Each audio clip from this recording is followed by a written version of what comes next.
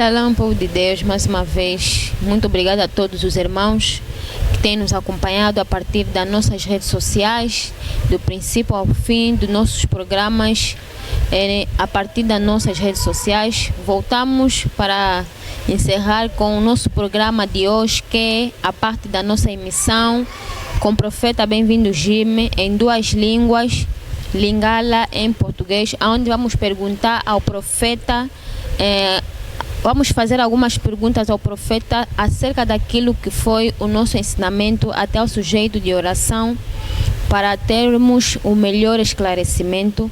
Shalom, profeta, bem-vindo, Jimmy. Shalom, irmã Teresa. Shalom, Mamadou.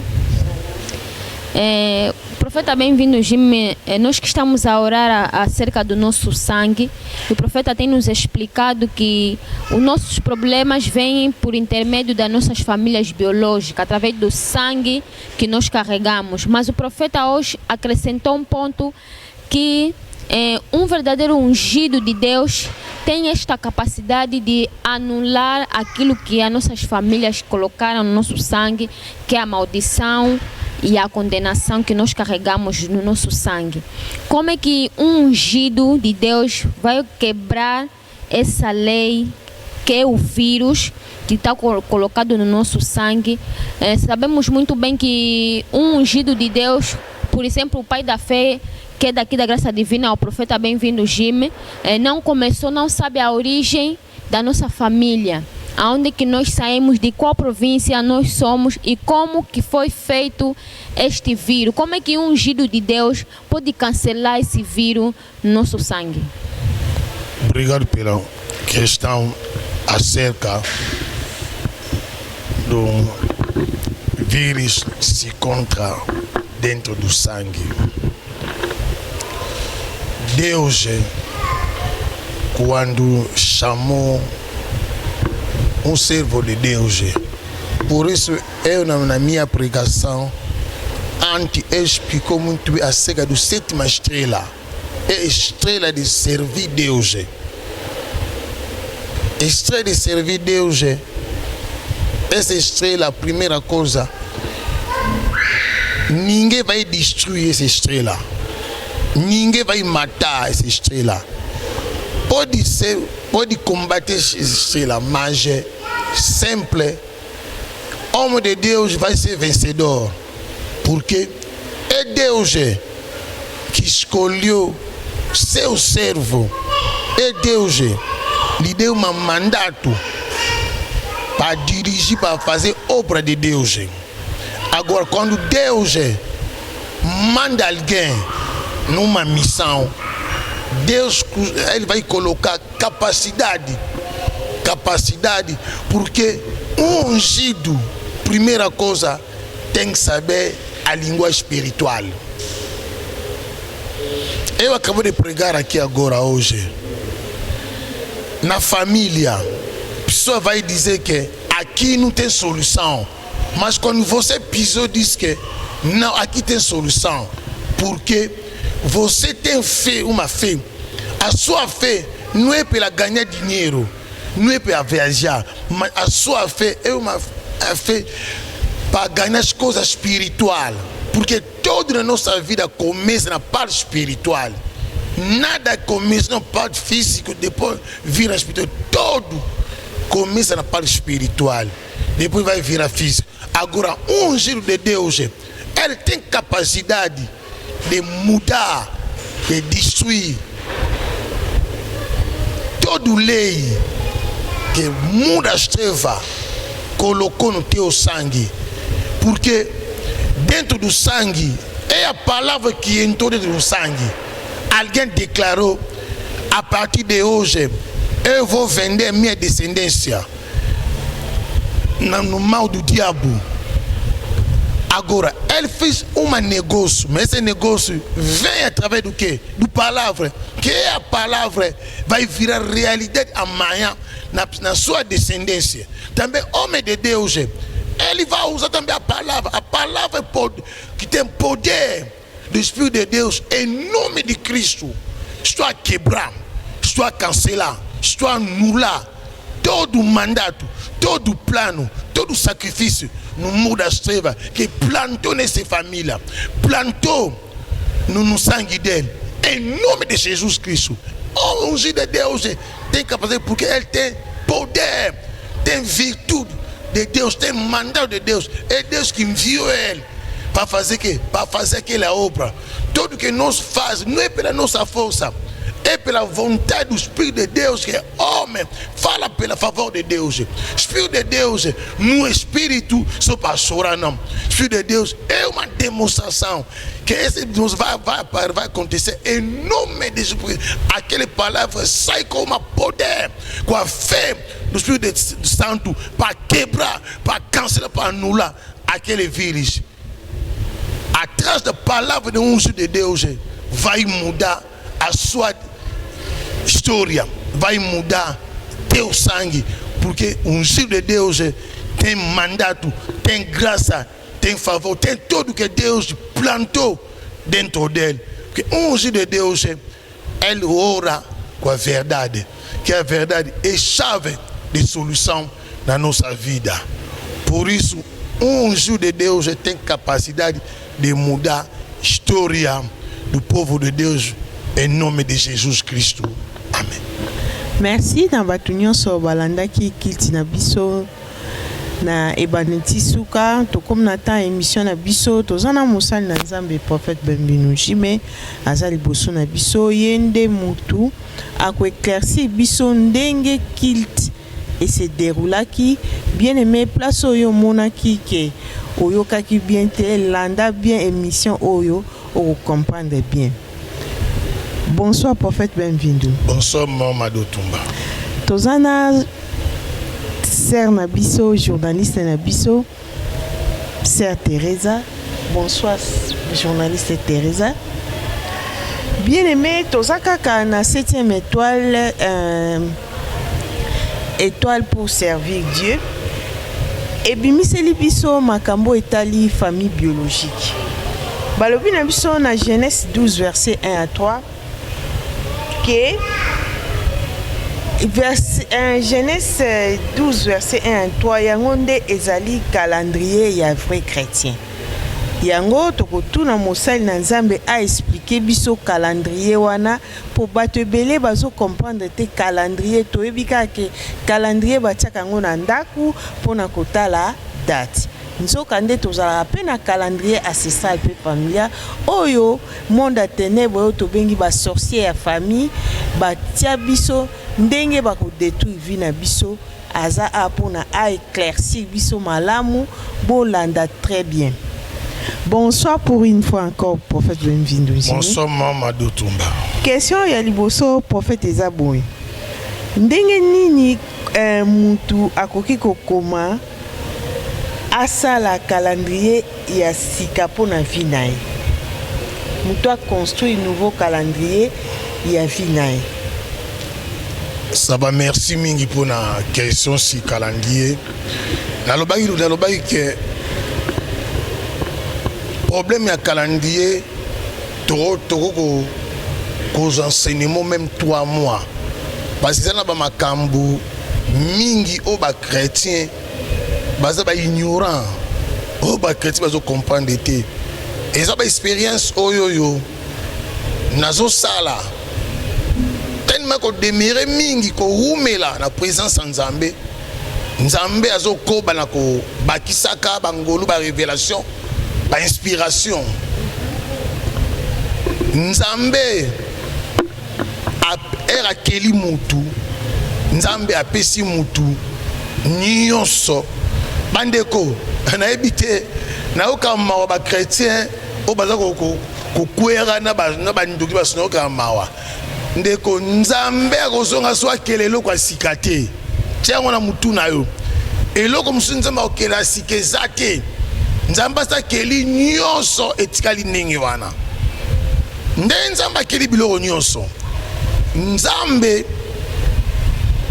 azwi mutu apesi mutu ba capacité que mutu azala pouvoir ya kokanga pe ya kofungola mutu akopona oya kozalo ba chrétien belo bazo souffrir na ba connaître ba malisu ba échec yondo poni yango et puis yeba yango bien nzambe jamais ko tenter au-delà ya foi na jamais wana su nzambe te tentation ko na vie na yo mais nzambe bi comment akopesa yango pona ozala tenter au-delà ya foi na yo te nzambe atali na mokili na Genèse 12 parce que libota ya Abraham bande ko tanga astrologie bande ko sala culte ya astrologie ya likolo nzambe azui Abraham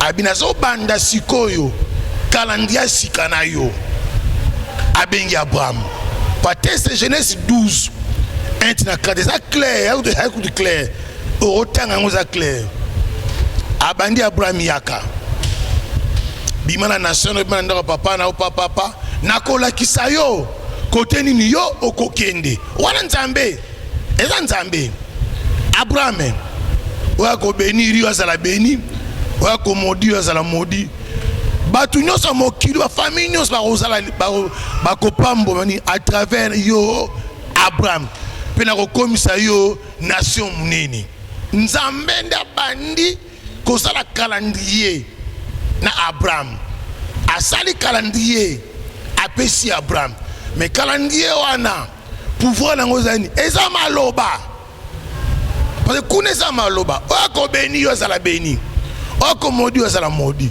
eza maloba on nzamba sali siko maloba wana nde yo faut travailler maloba wana nde oko misango réalité na vie na yo nzambe te mza okita salela yo te to sala bere o Saint-Esprit ko edengai ya holobela yo nini ndeko holobela yo nini yonde il faut y ba pousser na ba chrétien bazo prier mais na ba émotion à partir de émotion wana ne ba sorcier ba to misala soloka ne bazo sakandela ba chrétien parce que azote mutoyo ayebi ni ba loi spiritualité ayebi na été ola yebite alingana ko sakandela e do ba droit na biso o il fallait to zana ngonde ba bini bazo zo yango bazo salela yango pona ko détruire biso grâce à divina ngana zo fungola batu vérité tolandi bien prophétie na pesi awa na pesi prophétie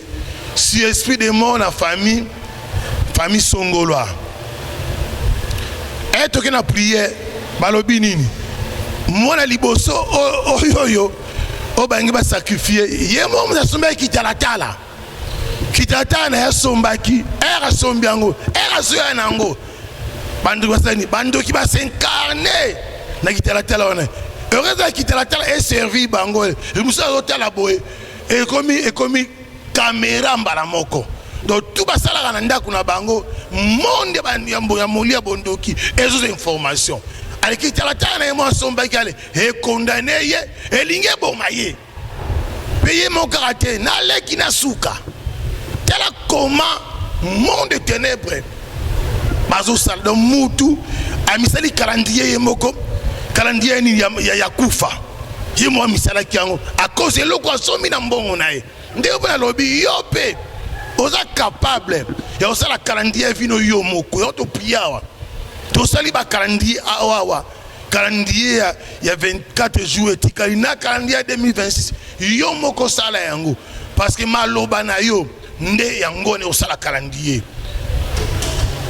obéissance na yo na ba loi spirituelle na ba principe nde ko sa calendrier na yo eza puissant eza nango te ote nzaba kitete non makambo ya nzambe eza facile soki ozo composer na connaissance ya koyeba kotambola na nzambe za esprit otambola ni pika na spiritualité batambola nzambe na nzoto te parce que nzoto eza faible ou eza puissant eza l'esprit so esprit na yo se connecter na lola donc calendrier ko sala motema na yo ebala na lola motema no ebala ozo prier lola ebike mama mado tumba azo sambela prier mama do tumba eza pona bénéfice tanga nzambe il faut tumna kita na tracer nyonso azo senga na kokisango déjà va ya senga Kola Pambola, eu merci. Obrigado, profeta, bem-vindo, Jim. O profeta bem-vindo, Jim, já deu um pouquinho daquilo que é a minha segunda pergunta. Hoje oramos acerca do espelho. O profeta deu profecia que muitas casas têm espelhos que estão a nos controlar. A questão é o seguinte, profeta. Conforme a irmã disse que ela mesmo é quem comprou o espelho. Será que esse espelho é só um espelho físico que nós podemos ver ou tem também um outro espelho que é espiritual que nos controla, profeta? Obrigado. Aquele espelho que nós acabamos de orar, tem espelho das trevas. Espelho das trevas pode ser algo assim, não tem nada. Mas outra posição, ele comprou o espelho. Agora, o espelho da bruxaria da família dele estava a girar. Na maneira que todo espelho, o diabo usa espelho. Aquele espírito entrou facilmente naquele espelho. A partir dali não é mais espelho, virou já câmara do mundo das trevas. Que quando ele está metendo maquiagem, ali no mundo você sabe que ele quer sair. Toda conversa, ele conversa na casa dele. Ali já tem informação. Todo projeto, tudo que ele está preparando pela família, ali já tem conhecimento. Porque ele comprou aquele espelho, mas aquele espelho já tinha marca, já tinha símbolo das trevas. Na maneira que ele está a andar na carne. Ele caiu naquela armadilha, comprou o espelho, mas não é espelho, é uma câmara, está transmitindo toda a informação. Eles podem conversar com a mãe dele, todo o projeto da família dele está transmitindo ali no espelho, que não é mais espelho, mas virou câmara, já é uma antena do mundo das trevas. Até a irmã também começou a beber speed antes de ajudar a mãe dele. Começou a beber speed, mas eu não sabia goderia assim. Mudou completamente. Olha como o diabo estava, mas graças a Deus ele recebeu a libertação. Que queria lhe matar ele como sacrifício do fim do ano com o irmão dele. Aquele sacrifício não vai acontecer mais, mas ele falou para ir destruir aquele espelho. Não é para guardar, para destruir. Antes de destruir tem que usar a palavra para destruir aquilo que não pode guardar, não pode. Deus abençoe a mensagem dele. Merci, prophète Benvindo. Na deuxième volet, au lobel biso likambo ya prière, kokanga journée pe kofongola journée ou lundi. Est-ce que comment quelqu'un peut prier pour réussir na ba prière na ye? Pour batu mingi vraiment bazo koka penza prière te. Comment on peut prier? Ça va, merci. N'appelle ça qui va point capital il y a prière. La manière expliquer nous prière est important. C'est important dans la vie d'un chrétien, c'est passage. Il y a 23h59 na 0 juste. 2 temps ana kokanga na kofungola kotuza très important. Chrétien nyonso ou prière na minute à sa perdant.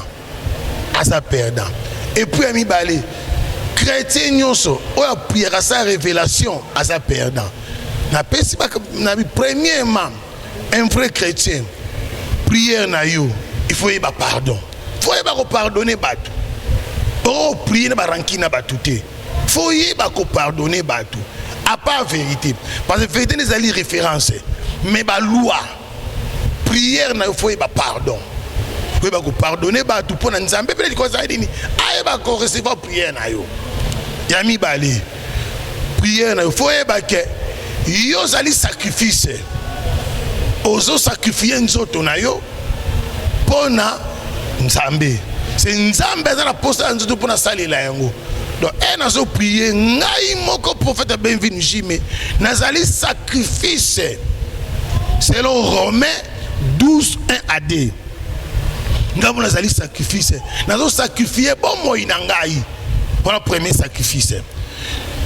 Troisième partie nazo prier yeba ko protéger espace na yo nyonso kozo contrôle na yango ba kozo la yo te passer yo ne faut contrôle na yango nzambe na pesi yo merci nazo kanga porte ya journée ya lelo dimanche nakangi porte na protection na victoire na solution nangi porte na grandeur na réussite na nyonso se na journée lelo esimbi eke malamu parce que nzambe ozala kinanga yango wana na kokola na te nazo kanga porte o ya journée lelo mec dimanche nzambe na pesi merci mina fungoli porte ya lundi ya lelo na fungande na fungoli nga prophète Bienvenu Njime na fungoli yango na victoire na fungoli yango na succès na fungoli yango na bonheur na fungoli na grande parce que nyonso na kosala na lundi ya lelo et c'est réussi déjà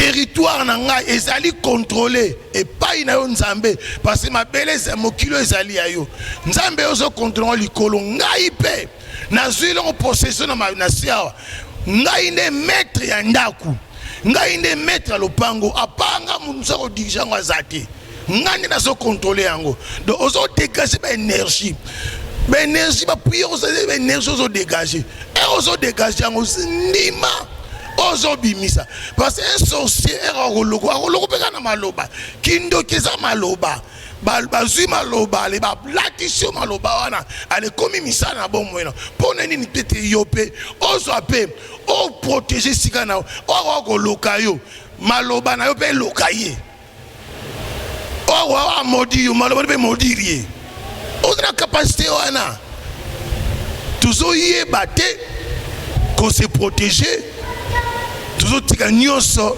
nzambe poti non nzamba sala kisio so appliquer yango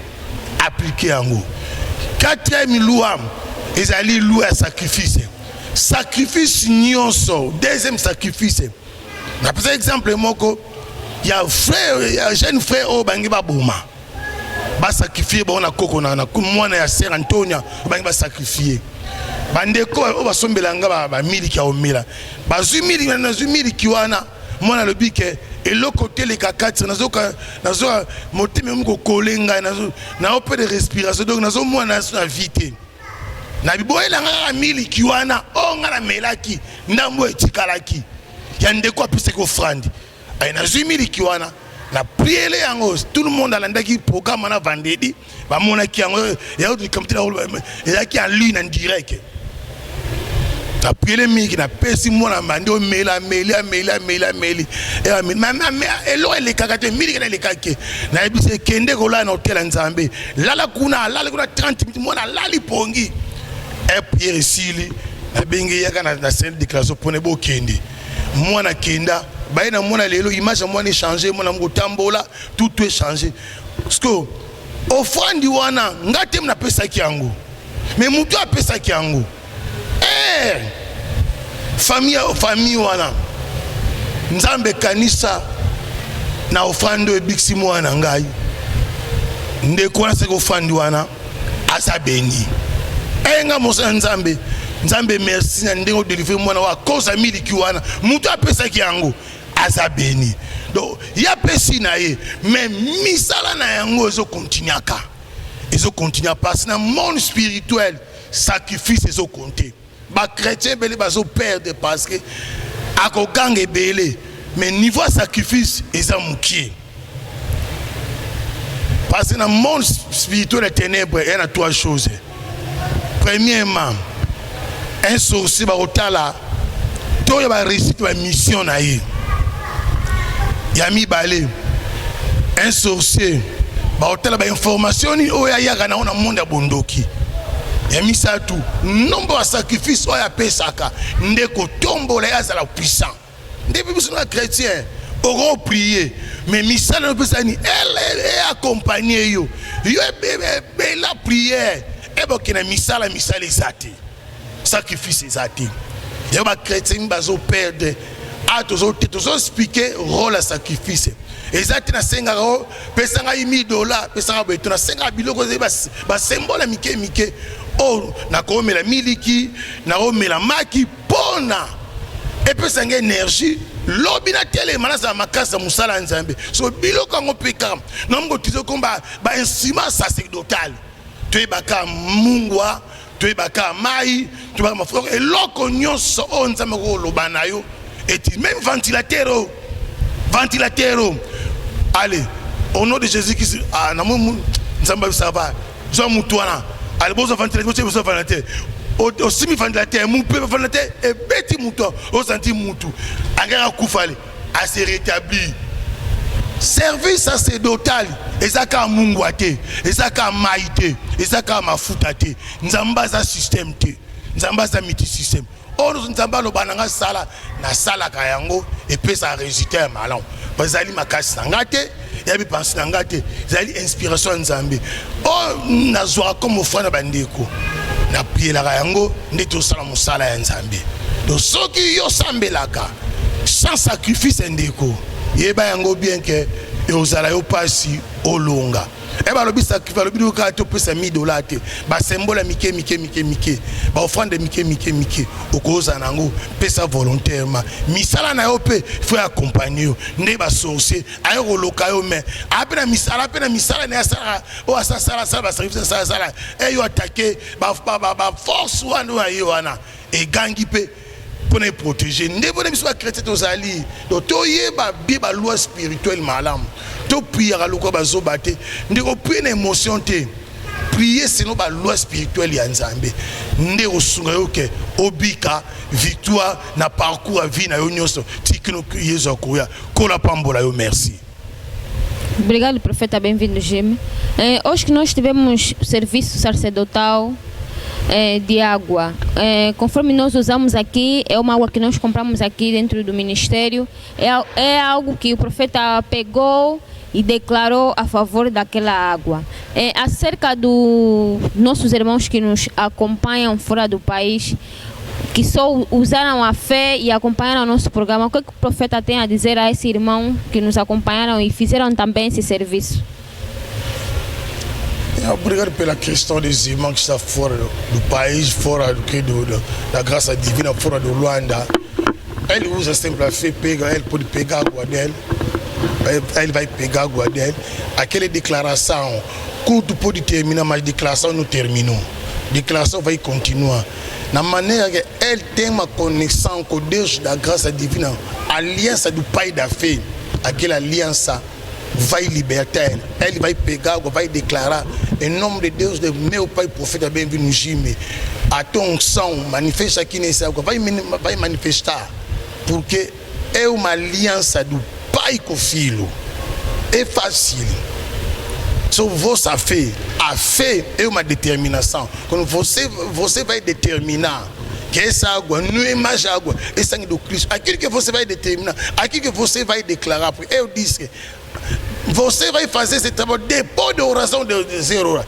Tem que declarar. Não coloca só a fé que a água vira teu Deus, não. A fé está dentro do Cristo. Mas usa uma palavra, essa palavra vai virar realidade na sua vida. Porque aquela água já tem oração, mas precisa uma palavra. Você declara uma palavra, aquela água para operar rápido na sua vida. Merci, prophète Benvindu. Question Yasuka ezali question moko batu mingi batiaka yango kate me naningaki na mentionné place wana lelo na mate ya mingi yolobeli ba chrétien o baza émotionnel. Pourquoi ba chrétien baza émotionnel? Eza terme moko il fallait ba chrétien baza na kati ya spiritualité mais bango bazaka na émotion. Ça va, merci. Merci de la question. Les chrétiens basés émotion, ils ont banga. Les chrétiens basés à périr. Ils ont banga. Au banga wana, ils ont émotion wana. bandeko omoni o banduku basalaka bazwaka biloko na biso elongola bango déjà baza na mayela mabe balongola bango mawa balongola bango bolingo balongola bango compassion balata motema ya mabe motema ya destruction ale eya kosimba yo akodétruire mbala moko so chrétien aza na ye mutu moko donc spiritualité ayebini malamu te aza mutu azotambola na posa ya nzoto tobima na posa ya nzoto émotion nyonso ekomemelo échec émotion nyonso ekodétruire yo émotion nyonso ekomela yo pasi na place ya émotion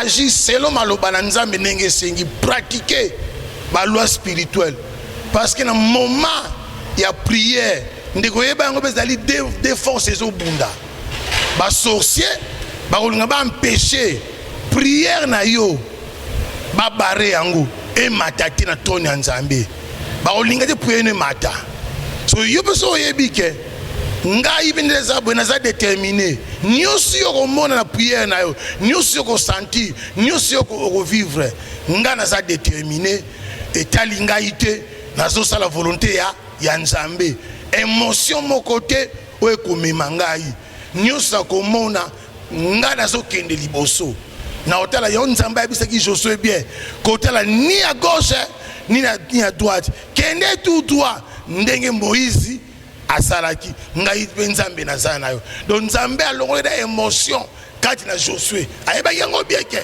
na nzela oyo émotion baémotion ezali émotion wana ekokweyisa ye émotion ezali stratégie ya diable mpona koavoir bakretien kokweyisa bango bakuwa na mitambu na ye yango atiaka baémotion wana mais un vrai chrétien bima na baémotion bima na émotion sala oyo ezali ainsi dit l'Éternel nzambe aza na yo au moins loboko na nzambe. Obrigado, profeta, bem-vindo, Jimmy. Obrigado também os irmãos que nos acompanham do princípio ao fim, a partir das nossas redes sociais. Temos o nosso canal YouTube, Igreja Graça Divina. Se está a ver esse vídeo e ainda não subscreveu no nosso canal, subscreva já no nosso canal, partilha o nosso canal. Nós estamos a falar agora acerca da 7ª estrela, que é a estrela de servir a Deus. Começamos desde a primeira estrela, que é a estrela do casamento, até a estrela de servir a Deus, que é a 7ª estrela. Acompanha também o nosso TikTok e o nosso Facebook e o nosso Instagram, bem amado. A sede da Graça Divina que se encontra em Luanda, Angola, na rua direita para quem vai ao Avocumbi. Temos o campo da 14 aqui como referência.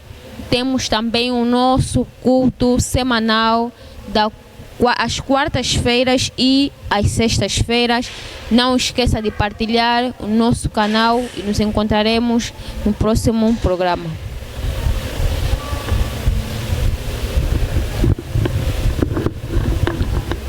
Merci na bato nyonso balandi émission na biso topesi merci mingi na prophète Bienvenu Jimmy ndenge na toyebisaki bino na début ndenge a éclairci biso koloba pambola bino na ima Teresa nde bose sacrifié mpona koaccompagner programme leo tina suka kola pambola bino ya mingi. Amen. Merci na bato nyonso balandi biso tosisi émission na biso. Bobo sanate tozali na jeûne prière ya 14 jours pour na mois oyo ezali pour na chaque mois ezana démon oyo a dirigeaka chaque mois na mois oyo ezali démon oyo babengi vie Moloki yende mutu azo diriger mois ya décembre ezaka na batu bakufaka mingi ye aitilizaka mingi ba ame ya batu bien aimé yango mosali na nzambe amonaki révélation na il faut tosambela mingi pona ko détruire ba biloko nyonso oyo vie Moloki abongisaki pona bana na nzambe bobosana te kozala na ba jeûne et prière tozanango pendant 2 semaines 14 jours. Siège na biso eza en Angola na Luanda na Golf 1 rue 13 numéro 295/A na terrain à 14 en face ya à Rio. Bien aimé, culte na biso ya semaine ezara mercredi na 15h50 tina 19h30 eza culte ya délivrance pe vendredi na 15h50 ti 19h30 ezali culte ya prophétie. Bobo sanate ani esili mutu na mutu ayebake ako batu o baza libanda bobo sanate kotinda baloso na bino pona ba orphelin ba veuve ba netike nyonso wana tozozela balo na bino o pa moni azana bilamba o eza déjà isé ceux posa na moyen okoko tindela bana wana po ba couvrir banzoto na bango baza na bilamba te. Merci nde bolandi biso tokutani mercredi na culte na biso ya mercredi soki Jésus Christ azongi te. Bye.